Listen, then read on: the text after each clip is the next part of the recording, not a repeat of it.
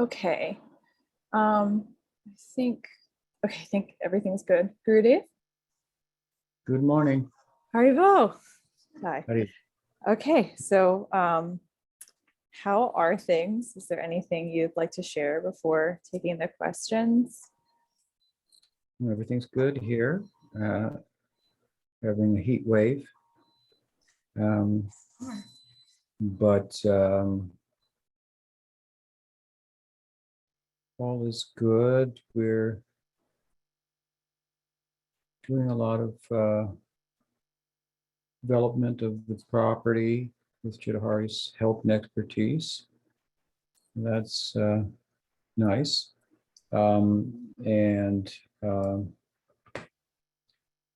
My book is about 3/4 edited, maybe a little bit more. So I'm going through it, adding a few things here and there. I'm learning how to make flower beds. That's interesting. And a wonderful service opportunity. So, what are the questions? Okay, so sorry, my computer's lagging a little bit. Okay, so there's 6 questions, and there's probably more coming. So the first question is from Krishna Chaitanya. Okay. Hare Krishna. Guru Maharaj. My question is, I was hanging out with Khan and Ram the other day, and we were talking about, he brought out that there's rumors of demons in Krishna-lila, the unmanifest pastime, but not really demons. And I was just wondering, like in Gaura-lila, the unmanifest pastimes, I guess as we were talking about it, we were thinking, well, in Krishna-lila, there's the intrigue of trying to get Radha and Krishna together, and maybe there's rumors of demons. Is there some sort of analogous intrigue in the unmanifest pastimes of Gaura-lila? Yeah, it's an interesting topic, and with regard to the apricot or the nitya-lila, the unmanifest lila of Krishna in Braj, then there are different ways of talking about that subject, and sometimes some acharyas have referred to the influence of demons as rumors. Others have actually spoken about their demons like Keshi, for example, the horse demon, or Arista, the bull demon, that entered Braj during the Prakata Manifest Lila. Sanatana Swami, for example, has spoken about them actually being there. But of course, they're defeated, and Keshi, the horse demon, is turned into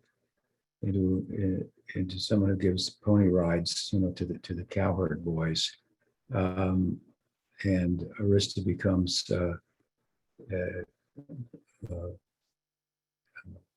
bullet pulls carts and so forth. So they become completely tamed and end up participating in the Leela.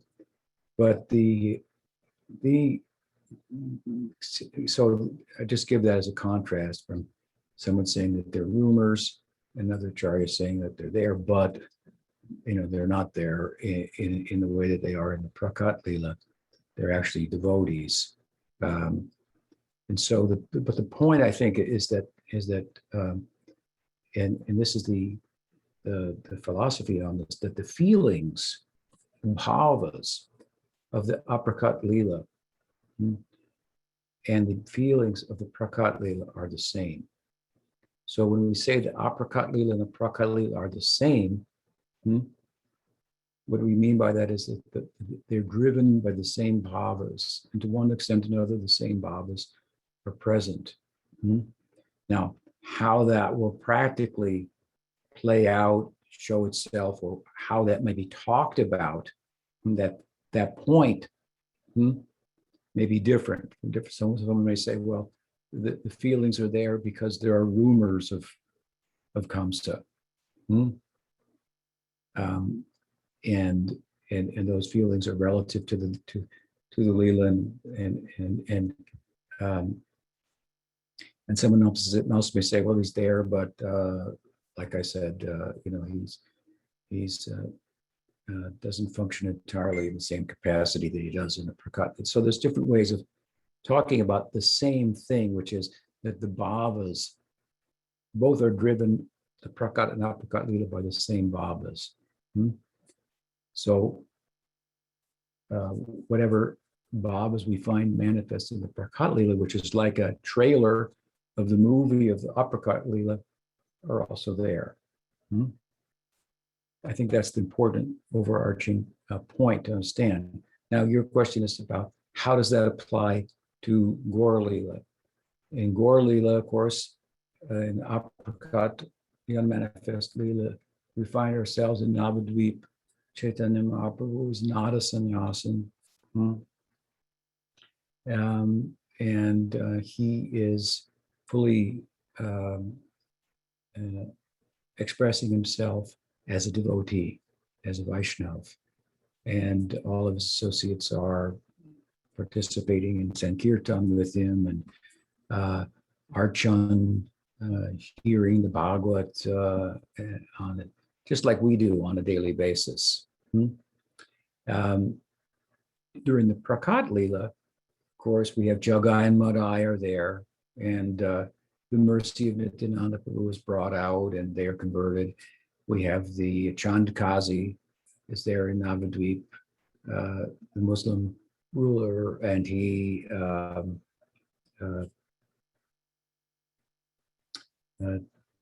makes an effort to stop to ban the Sankirtan and so on. So those are a couple of quote unquote demons, if you will, that come to mind. I think that Chandkazi has been identified with either Jarasandha or Kamsa, perhaps Kamsa.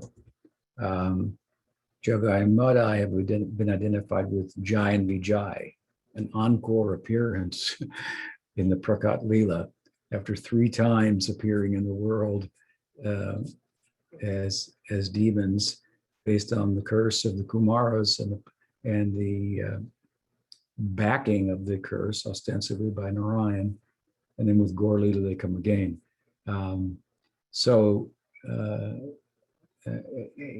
this is kind of a speciality of the Prakat Lila, the manifest Lila, that makes it, in some respects, more sweet, more charming, more intimate than Aprakat Lila. Now, your question is, in the Aprakat Lila, is there any Kamsa? Is there any Chandkazi, influences and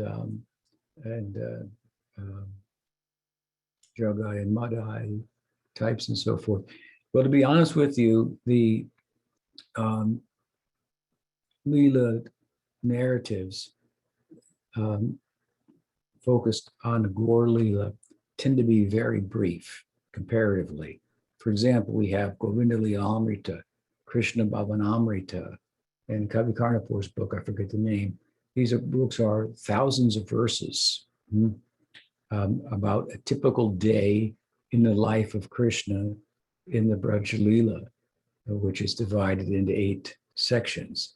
We take the whole Lila and in motion and kind of stop the film right there before Krishna goes to Mathura, and Vrindavan is fully developed, and the gopis and adolescents and Krishnas and so forth, and then it plays out, what a typical day is over and over again. So comparatively, as I mentioned, the descriptions of Gaura's apricot lila are very limited, and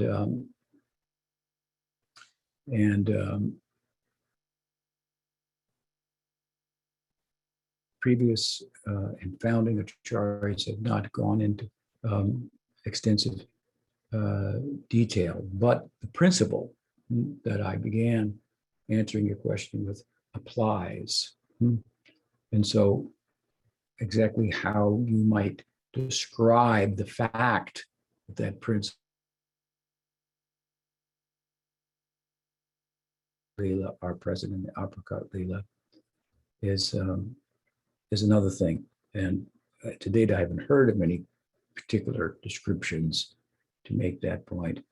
Now, of course, the bhavas we're talking about are fear, they're secondary rasas, or anger, and so forth. Not that they don't have other ways to show themselves, but fear in particular, fear.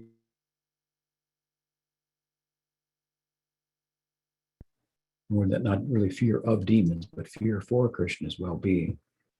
This is certainly a bhava that expresses itself in the apricot lila. And the same would hold true for Gaura-lila. Does that help?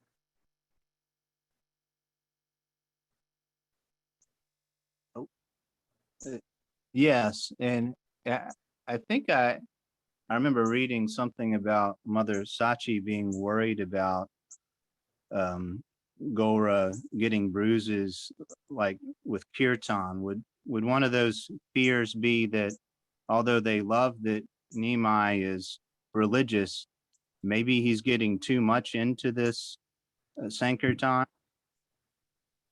Well, she does during the Sankirtan in the Nisha Lila, the night Lila at Srivas Thakur's residence, extended residence in gardens and so forth.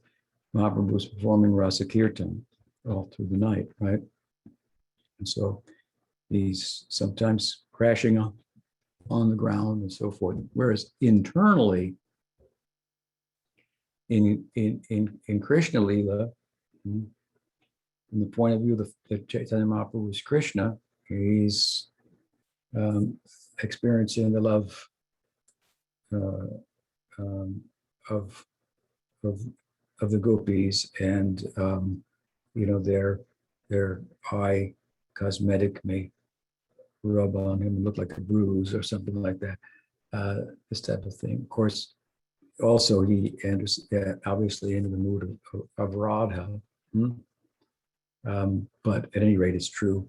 Sachi may look at his body in the morning and think what happened, and how that Sankirtan that you're performing is very it's hard on you. And yes, maybe it's good to be religious, but let's not be fanatical about it.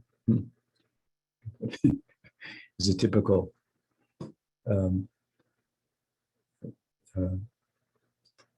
maternal expression. Okay, what else? Another question? He sure has a question.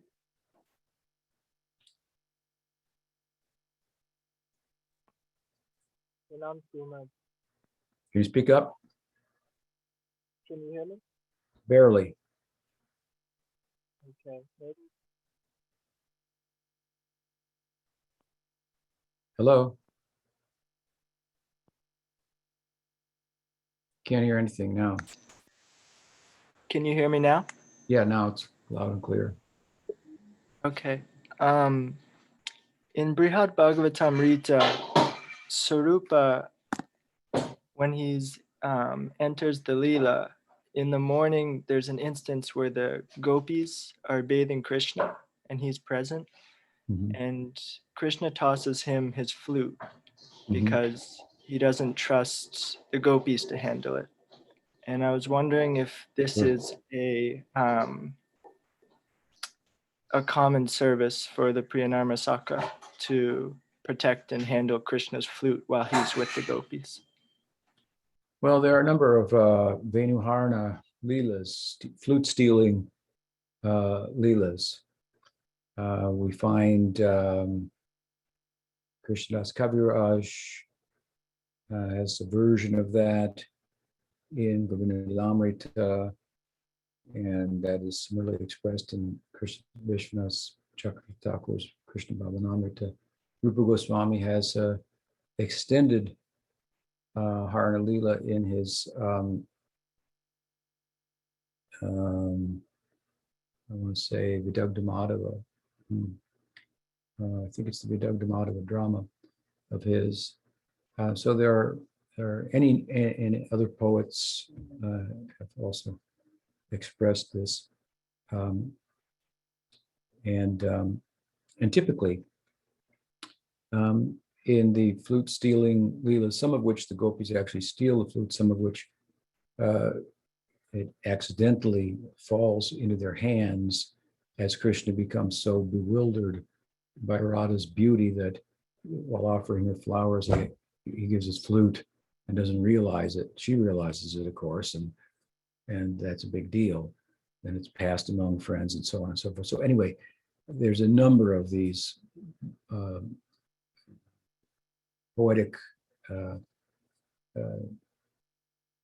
descriptions of an ongoing affair. The flute is in some ways the enemy of the gopis, because the flute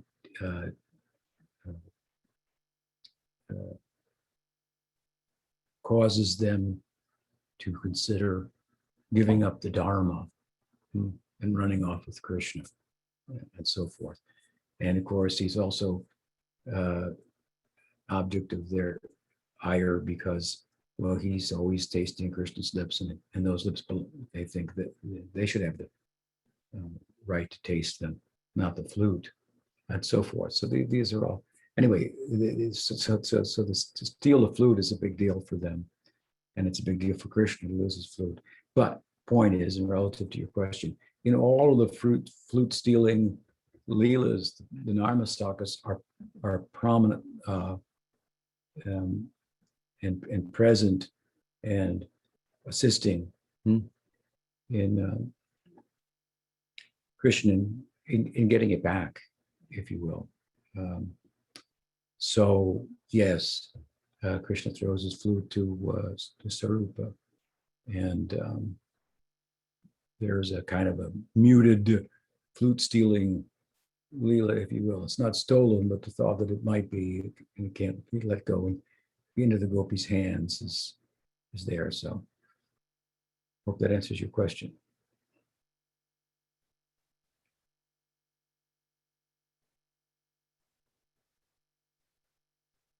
Next.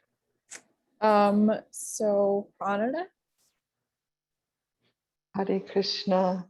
I have a question about sraddha. That I understand sraddha is not something of the mind, but of the soul. It's somehow B.R. Sridhar Maharaj describes it. And in one purport, Prabhupada, when he's referring to the Bhakti Lata Bija, he says the Guru gives a taste for Bhakti. The Bija is a taste for Bhakti. So two things. I'm wondering if the Bija is the same as Shraddha, and if Shraddha is a part of the svarupa-sakti, not the material world. Mm-hmm. I'd like to see that quote of Prabhupada where he says that Shraddha is that the Guru gives the taste. If you could send that to me, that would be good. Yeah. But regarding Shraddha and the bija, seed, the seed of bhakti, as sometimes described, is the seed of the rati or the bhava that bhakti will eventually express itself as. And in the Bhakti Rasamrita Sindhu, Jiva Goswami comments on Rupa Goswami's verse that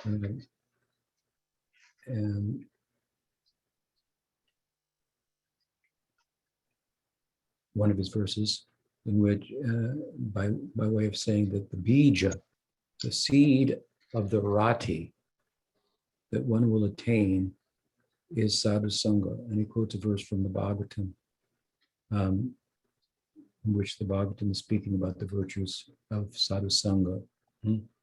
So the seed of the rati one will attain is arguably is the bhakti lata bija, and he says that it comes from sadhu sangha. So, what do we get from sadhu sangha?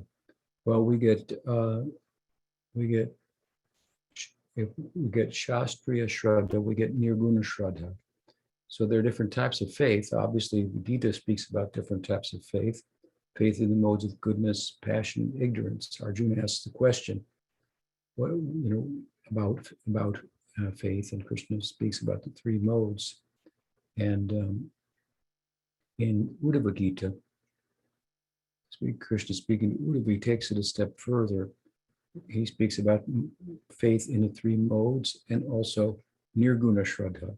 He says, for example, faith in Shastra is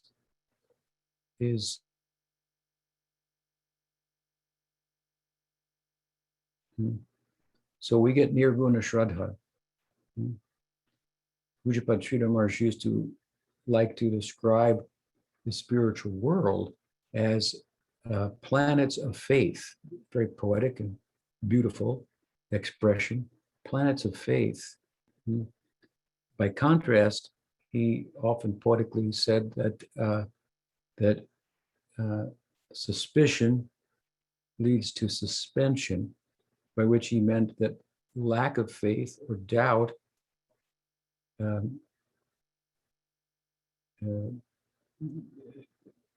impedes one from going forward. In the Gita, again, referring to that chapter about different types of faith, Krishna says that a person is their faith. So faith is the animating principle in life, whatever mode of nature it's in. And so true with nirguna faith. And if that faith is inhibited by doubt, then there's hesitation, right? Suspicion leads to suspension. Back to the idea that there are planets of faith, well, then there must be planets of doubt. And no doubt there is. And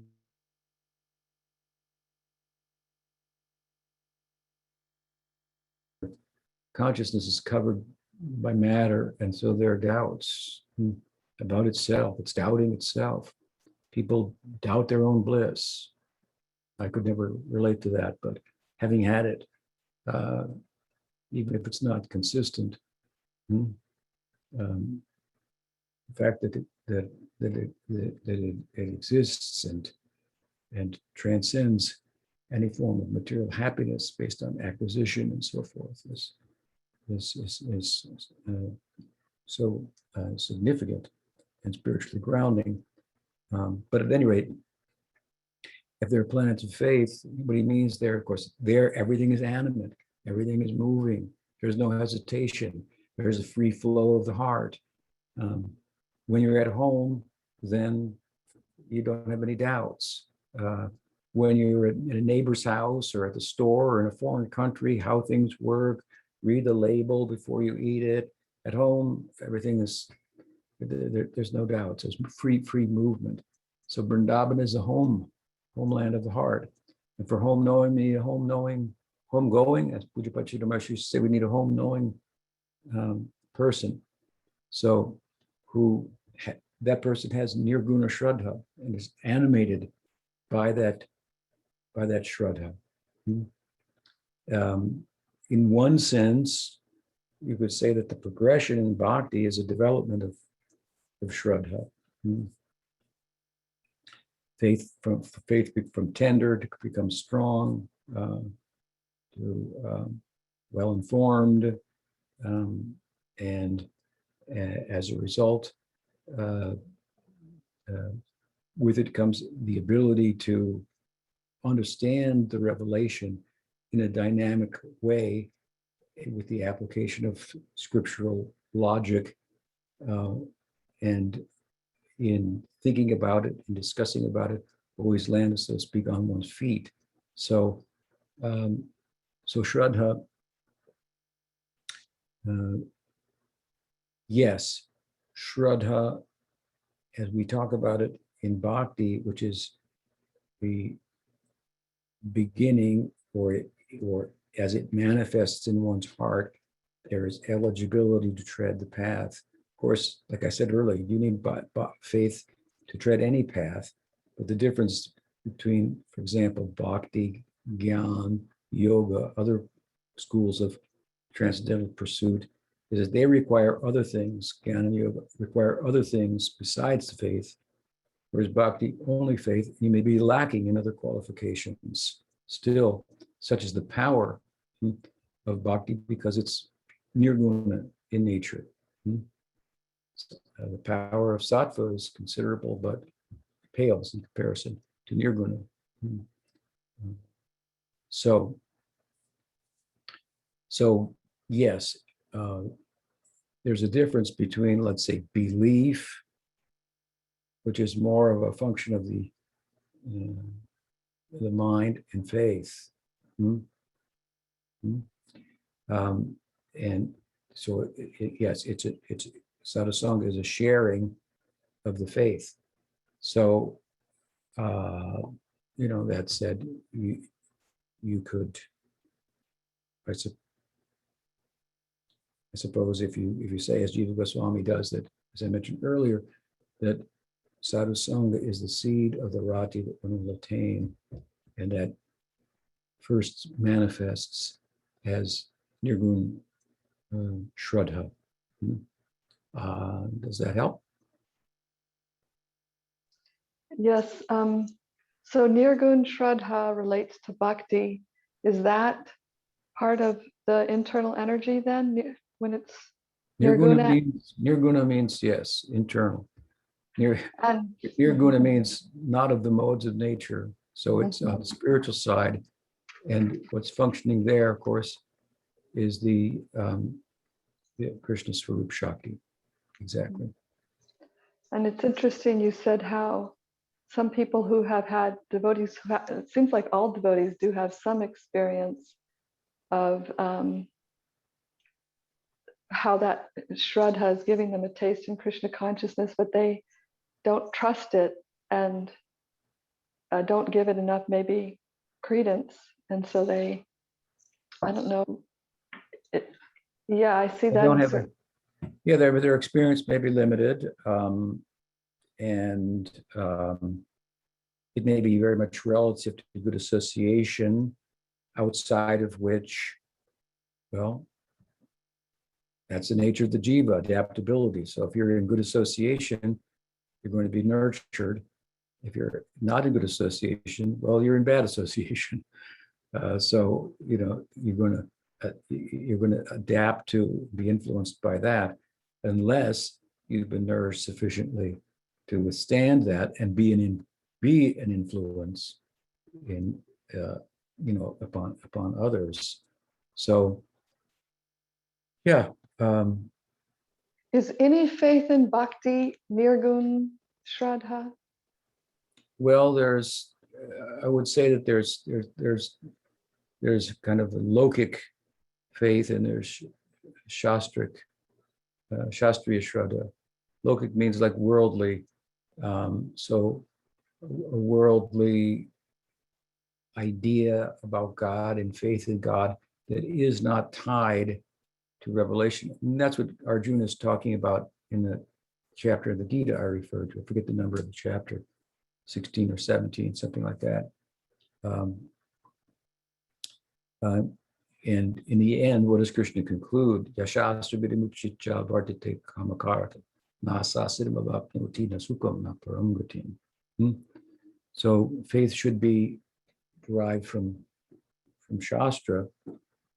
If we act independently of Shastra, under the gunas, you're not going to get the fruit. So there is a kind of lokic shraddha, worldly faith, I suppose you could say, worldly belief in God, faith in God.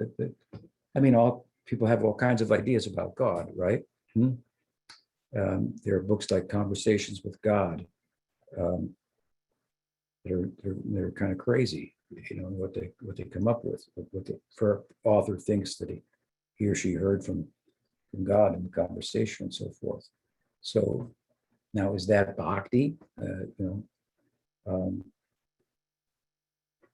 Not really, as we speak about it, but it's kind of a worldly faith in God, derived from the influence of the modes of nature. Does that help? Yes, thank you. Can I just a question unrelated? When you opened up today, you said that you're learning how to make flower beds. Yeah. Does that mean beds for planting flowers, or actually beds for laying down that are made of flowers? Oh no, for laying down. It's for putting Krishna in a bed of flowers. We have some nice. Putting Krishna in a bed of flowers, not making beds of where you're going to plant flowers. Right, making a bed of flowers for Krishna to lie down in. Wow. From the flower beds that we have here. Follow? Yes, I do. Lost you there for a moment. Yeah. Okay. So the next question is from Martin, and I think that one's in the chat and needs to be translated. Okay, who's our translator today? Sham? You don't see it? I wonder if. No, sorry, I don't know. I sent it privately. Oh, I see it for everyone. Oh, okay. Oh, okay. So I'll just read it because it is in English. Okay. So the question is, Pranam Maharaj, I've heard that each demigod is kind of a position to fill. For example, Indra is not the same in every planet or universe. So can you say a few words about the essence of the demigod soul?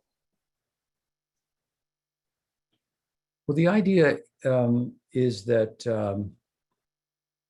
our body and mind, gross and subtle body, are a microcosm of the macrocosm of material nature.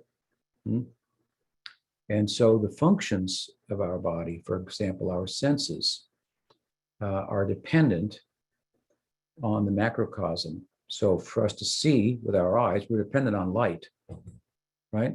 Can't see in the dark. So for our some animals can, but that's another thing. So our eyes are dependent upon the sun. And speaking is dependent upon wind, and so on and so forth. So the basic idea in the Hindu conception of the world is that we should live with gratitude and understand that the function of our senses is a dependent function.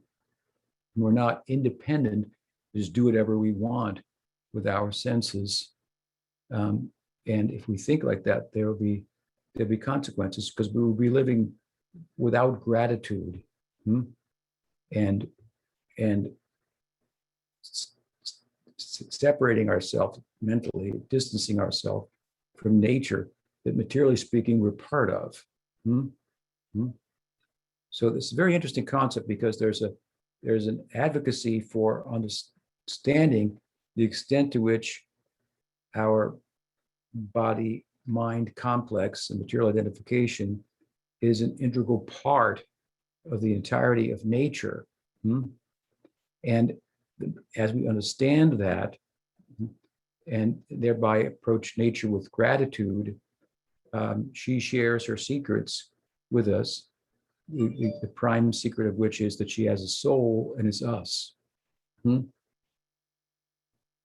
So they're very, very interesting, because in a sense, by being grounded and integrating more with nature, as I'm speaking about it, we come to know that we're we are not part of nature in another sense. We're the Atma. We're part of the whole show because it wouldn't go on without us. Right? So while there's and the ones that are moving away from I'm not matter, here's an advocacy of, well, I am part of nature, integrating with that, living with gratitude, surya-namaskar to the sun every morning, and so on and so forth. And this, in looking at the river as a goddess, because without her water, I cannot live, and worshiping the river and so forth. And you can say these gods are posited, if you will, but it's kind of a poetic way of looking at the world. It's kind of it's a way of looking at the world with gratitude, and perhaps things come into one's vision that one would not see otherwise. Gods, goddesses. And while this might be thought in a modern so-called rational world to be, fairy tales and so on and so forth, it's actually what it really amounts to is the first stage of love, which is gratitude. Thank you. Thank you for the bounty of, and so on and so forth. Not a bad thing, because it leads ultimately to understanding the Atma. So Dharma Jignasu, inquiring into Dharma, which is all about this life of gratitude, leads to Brahma Jignasu, inquiring into the nature of the consciousness, and Rasa Jignasu as well. So what the senses and all our psychological realities and so forth have a correspondence with features of nature. They're personified as gods and goddesses, and the primal ones that you speak of, like Indra, Brahma, and so forth. These are thought to be like empowered diviate, so empowered, divinely empowered, like seats within nature. They're partial manifestations of the Godhead himself. Diviate means the divine kind of controlling factor. People say, well, if God was in control,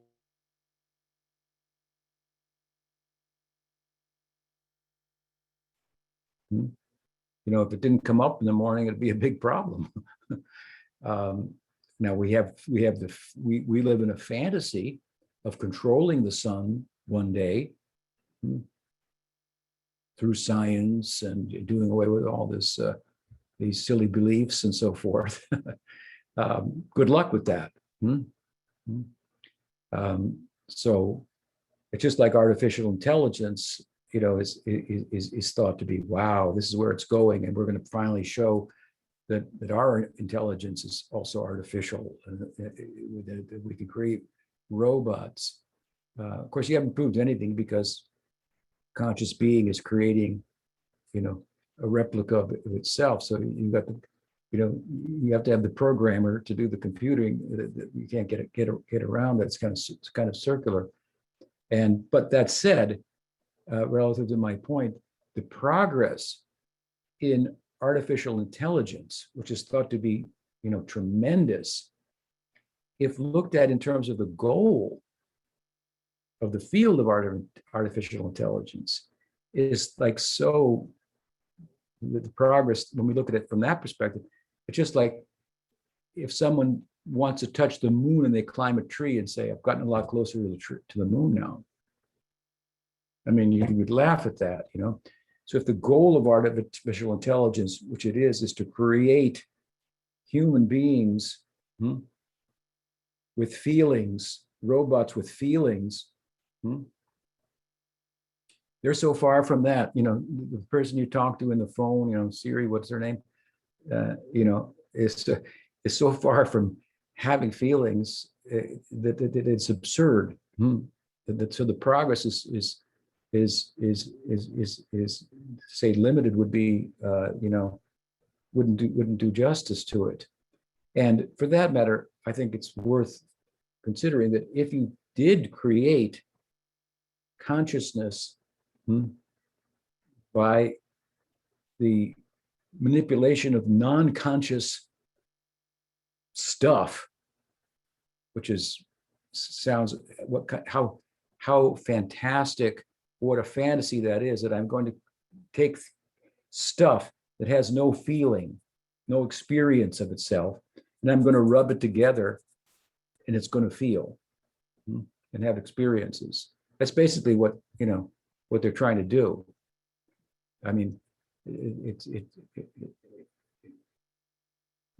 sounds rather magical and fantastical. But if you could, you haven't done anything that's hasn't already been done by somebody you haven't met yet. But if you could, then those robots would start wondering, is there God or not? Because that's what humans do. So you haven't solved the problem. Some of the robots would be preaching there is a God. I'm sure of it. Wait a minute, we created you in the lab. That doesn't matter. If they were actually replicas of fully, human, then they would have all those feelings. So anyway, that's a little bit of a side point, but some thoughts I've shared with you about the gods and goddesses. I hope that's helpful. Yeah, thank you very much. Okay, thank you for your question. Okay, I think maybe I got Martin's question mixed up with Rajhari's question, which I think is in the chat. I could be wrong. Yeah, it is.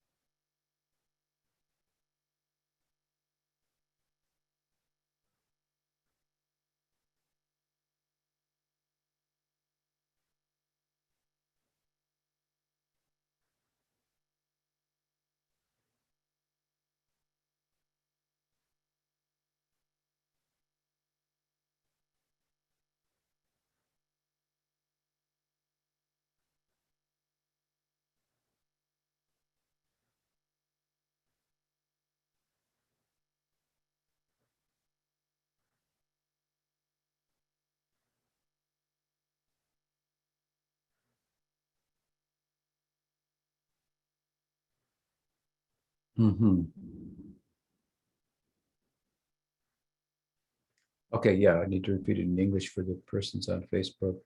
The question is, the devotee has an affinity for nature, for animals, for the natural world, and so forth.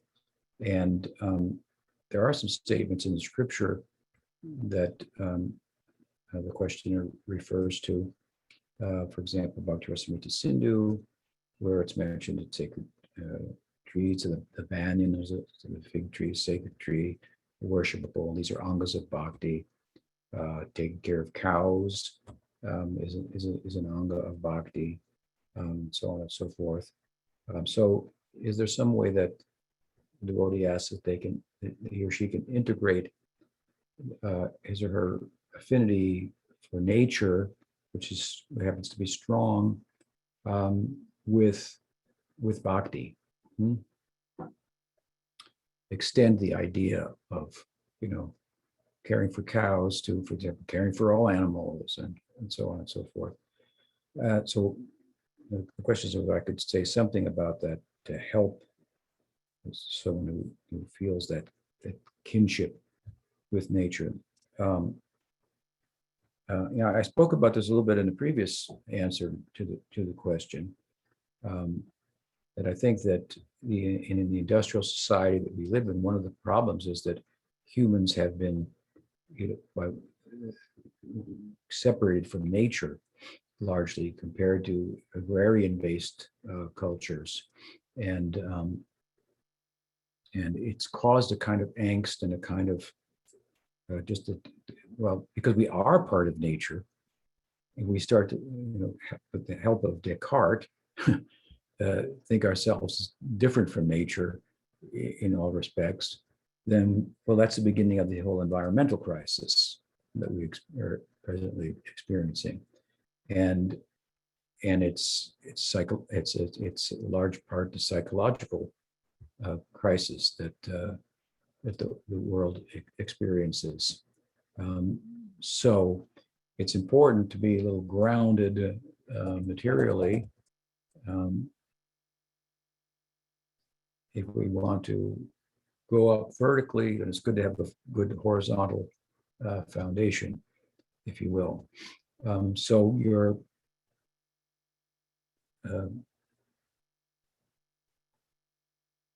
affinity for nature, the natural world, preserving it, and so on and so forth, care for animals, and so on. I think it's good. Bhaktivinoda Thakur has said that the essence of Dharma is Krishna Nam and what does he say? Krishna Nigodoi, Krishna Nam, Sarvadharma Sar. So Krishna Nam, to chant Krishna Nam, and kindness to all beings. This is a big emphasis in Buddhism, the kindness to all sentient beings. It's not that we're Buddhists, but it's not that there aren't aspects of Buddhism that are also part of Gaudiya Vaishnavism. So kindness to all beings is good. And as I just cited Bhaktivinoda, it's the essence of Dharma. Now, certain animals are domestic animals like the cow, and they bring much to human society. And so when we take them out of the wild, domesticate them, they also civilize us and take us from hunting and gathering to growing and agriculture. And we care for the animal cares for us. Then there's the animals in the wild and so on. But we certainly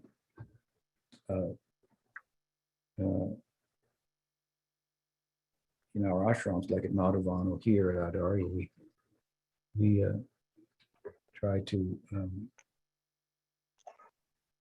facilitate the wild animals as well. So there's so many deers here.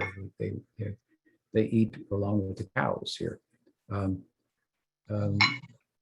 So from the same feeder nowadays. So that said, I also want to emphasize that I think you might look at your affinity for nature in light of the Goswamis' descriptions of Krishna-lila, from which they're drawing so much from the natural world that it's apparent that they were very acquainted with the natural world, how this bird chirps and how this flower blossoms and at what time, and so on and so forth. Of course, they're seeing it all in a poetic way, and it's reminding them of Krishna-lila and so forth. And they're seeing the chakora bird and is it the chakora that lives on, thought to poetically live on raindrops and won't take water from the ground once it falls. And so like that, they follow that bird and only want to take from Krishna rather than be sustained by Krishna, and so on and so forth. Point is that yes, they're seeing the natural world in a way that reminds them of Krishna, but they're very acquainted with it. They're very connected with it, and very respectful of it. And the environs, if you will, of Vrindavan, the forest, is highlighted over the village, by far, if you will. Not that they're that much disconnected as cities are today from, urban areas. So those are some thoughts. And of course, any aspect of nature, there are many powerful manifestations of nature that Krishna identifies himself with. Amongst mountains, I am the Himalayas. Amongst bodies of water, I am the ocean. Here in Northern California, we have redwood trees, which are local only here and maybe one part in China. They're very special trees. And we could say that to extend the 10th chapter of the Gita, Vibhuti Yoga, amongst trees in Northern California, I am the redwoods. So we walk amongst the redwoods. Some of these redwoods are big enough to, drive a car through or to build a house within. So when you walk amongst them in the old growth forests, you get a slight, epiphany that I'm not in the center here. The trees are the center, and I'm on circumference. So you get displaced. Whenever we come in touch with a powerful manifestation of nature, if we go from here out to the coast, which is 11 miles, when you reach the coast, it's very dramatic. The cliffs and the ocean, it's so there's an epiphany, like, oh, it's big, the vastness, and I'm small. Again, any powerful manifestation of nature is a bhuti, expression of Krishna, a representation of the infinite, manifesting in a finite form that has some measure of the infiniteness of nature that it represents to the human mind. And it causes then we humans to have kind of an epiphany about our smallness, and there's something to revere. There's a mystery. What's it? There's this body of water. What's at the other? And even if you know from geography, that at the other end, out there in the Pacific, there's some islands, and then there's the Asia. Still, it's hard to relate to when you just look at it and just think, what's out? It's mysterious. And then what's in the bottom of it? How deep is it, and so forth. The vastness. So acquaintance with nature can very much help us to take ourselves out of the center, so to speak, where we tend to gravitate towards by our material conditioning. So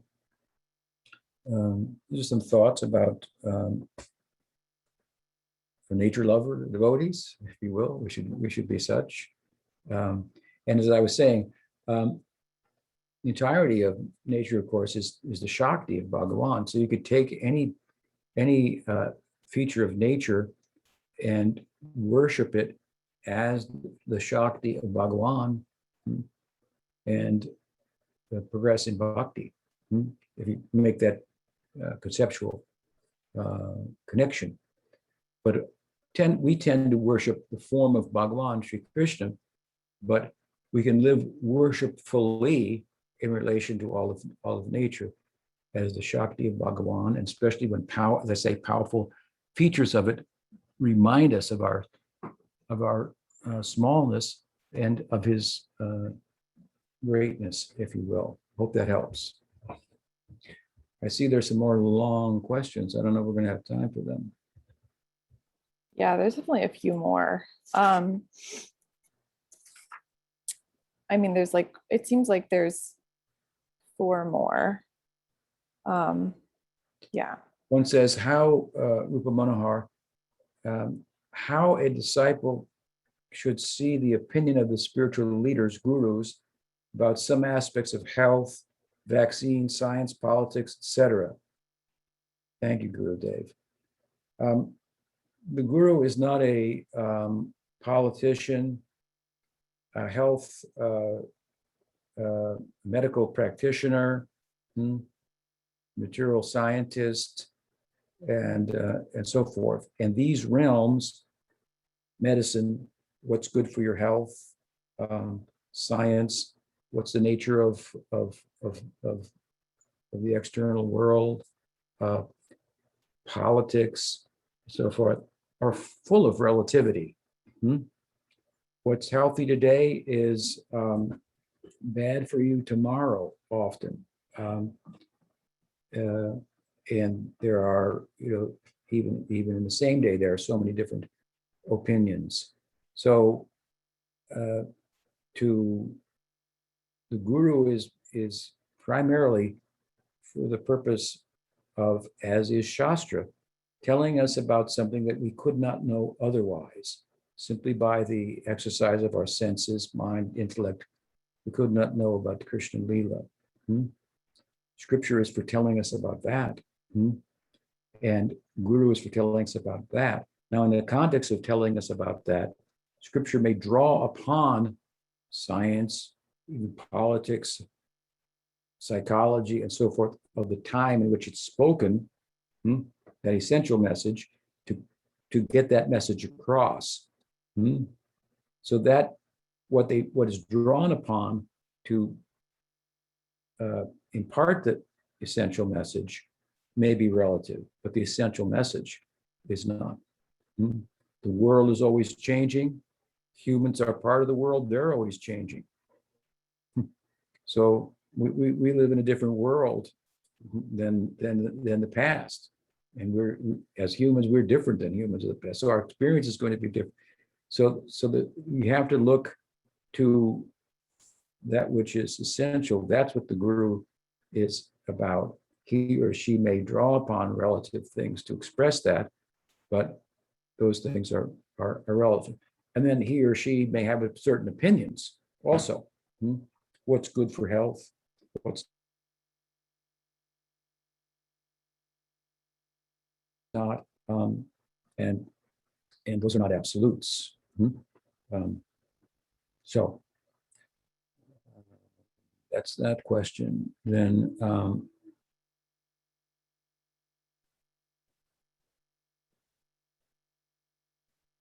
what else?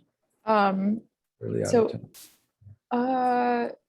I mean, we have other questions. I think it's just up to you whether you. I see 2 questions in Spanish, right? Yeah, there are 2, and there's 3 more questions. 1 from Eric and 2 in Spanish in the chat. Well, I answered that one. I see one from Jivesh in Argentina and one from Mahatma Das in Chile.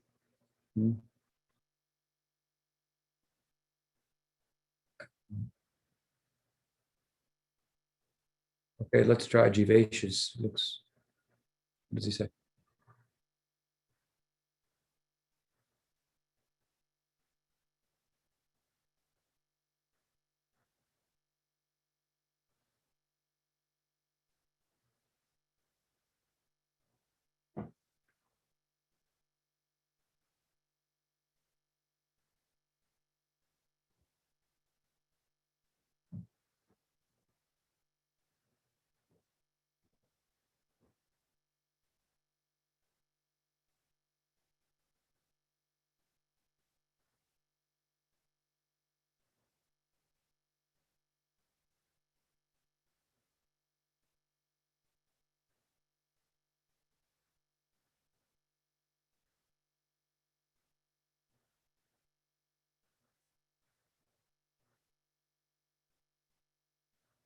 So the question is about the Aryan race, the symbol of the swastika, and how it was taken by the Nazi party in Germany and distorted. And so what's the pristine conception of that?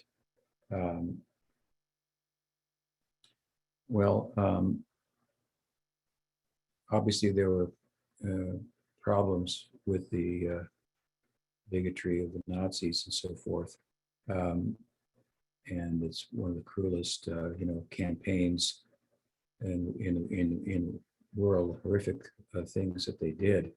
And we don't find that in the Aryan conception that they drew from India. But the Aryans are thought to be those that are following the scripture and inquiring and have a transcendental view of life. They're transcendentalists, ultimately. While they see differences materially speaking, amongst people. Some being more influenced by Rajas and Tamas, some by Sattva and so forth. They see an equality of all beings at the same time. And the whole Aryan idea was to live for the upliftment of the entirety of humanity in terms of its spiritual prospect. So I mean, it's a total distortion of what Nazi Germany did. The sign itself,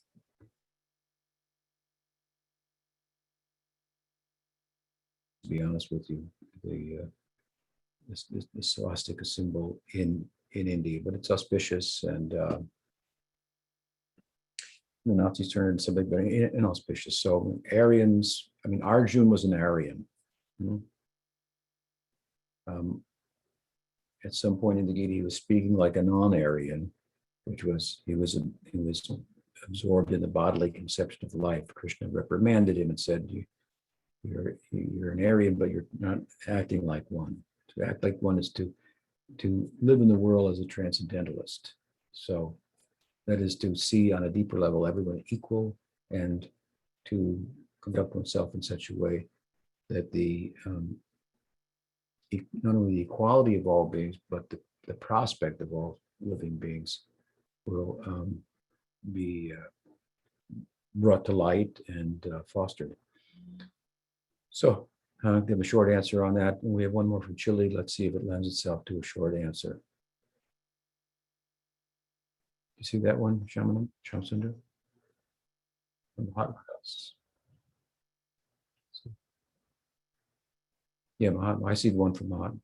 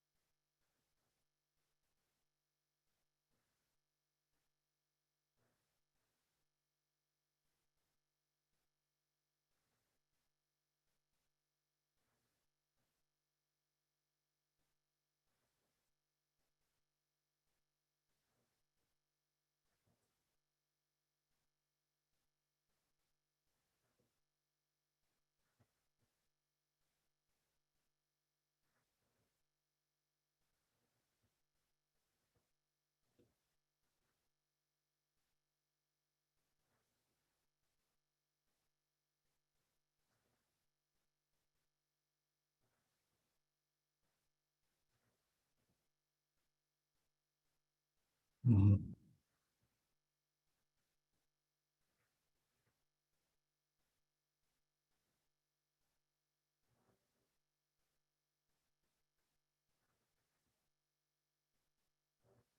So the question, I'll speak in English, is about Jiva Goswami's terms, mantra, mayi, upasana, and svarupa-sakti, two ways of accessing, entering into the aprakat, the unmanifest leelas of Krishna. And that's the essence of the question. So what are these mantras then by which you can enter into the leelas, which reveal the leelas and so forth? What Jiva Goswami is talking about is that there are certain mantras that describe Krishna, or a frame. Are you there, Sham? Shamsundar? Okay. They take if you take a frame, one frame of the movie of Krishna Lila. Let's say you want to take the Rasa-lila and take one frame of that, freeze it, and you find in the Bhagavatam a verse that describes it, or Jiva Goswami refers to a verse in Gopal Tapad Upanishad that describes the beauty of Krishna. The Brahma Samhita itself is full of verses describing Krishna. and in effect freezing the lila in a certain frame. And so what Jiva Goswami is talking about is that by meditating on those verses that are one frame of the lila, in due course, the movie of the lila will start to proceed within your heart. And so from worshiping with a mantra mayi, upasana means worship, then you can enter into that frame, and internally then eventually you will see that it's one, theoretically it is, but you'll start to experience that it's one frame and move to the next frame. And this is then the svastika meditation.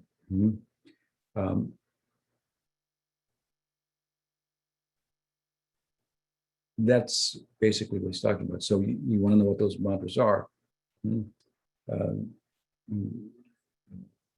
Venam kunvantam aravindalayataksam bharahavatam samasitam buddhasundaram kandharpakoti kamaniya vishesha shodam govindam adipurusham.